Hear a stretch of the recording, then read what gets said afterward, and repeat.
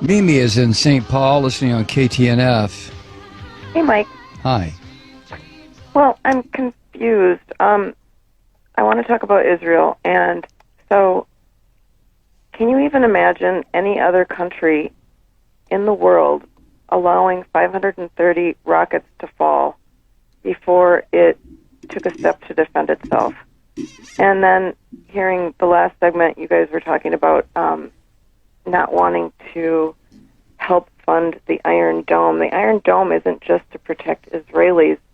It's also so that they don't have to fire back and cause casualties in these areas of the Gaza Strip where the population is so densely populated. I just don't know. Tell me what you think would be an acceptable.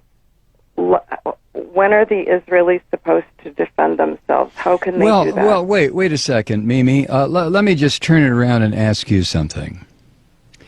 You are a family.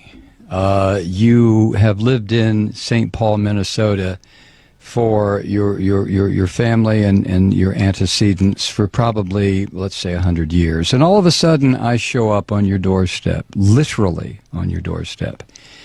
And I say to you, Mimi, get out of this house. This is my house. Let me tell you why it's my house.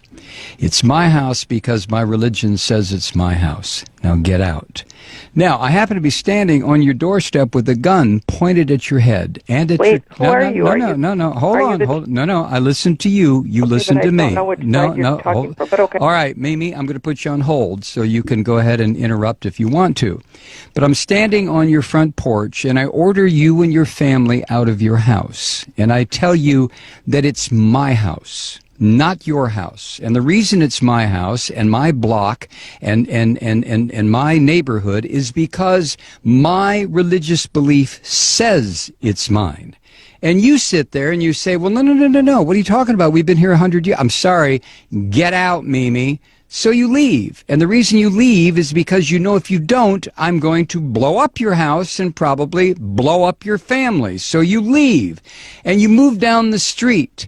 And for the next 60 years, you sit there and you get very, very angry because I came into your house and told you to get out.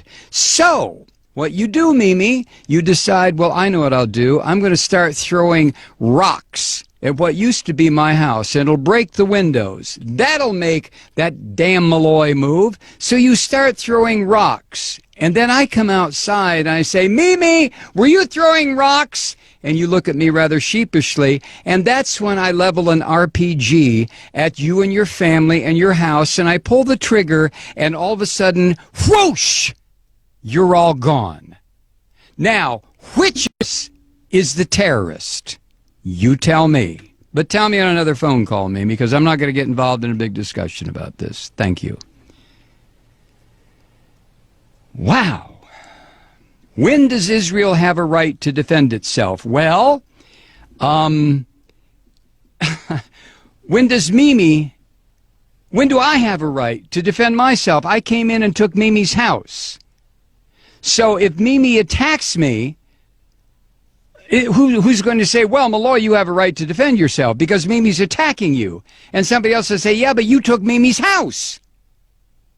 Yeah, but, possession is 9/10 of the law. Nah, possession is 99.9% of the law. And besides, God gave me this land.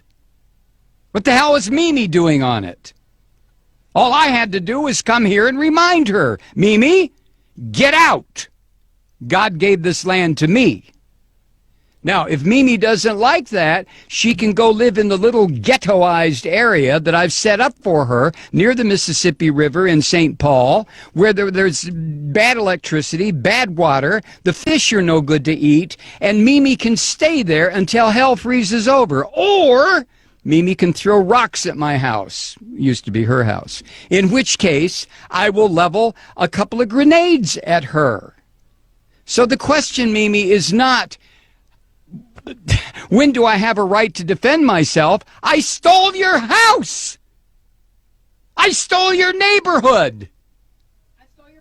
I stole your friend's house. I stole the corner grocery store. I took it all. When do I have a right to defend myself? You have to be kidding. You have to be kidding. Let me recommend a book for you, Mimi. It was written by Rabbi Meir Kahana. The title is They Must Go. Read it and call me back.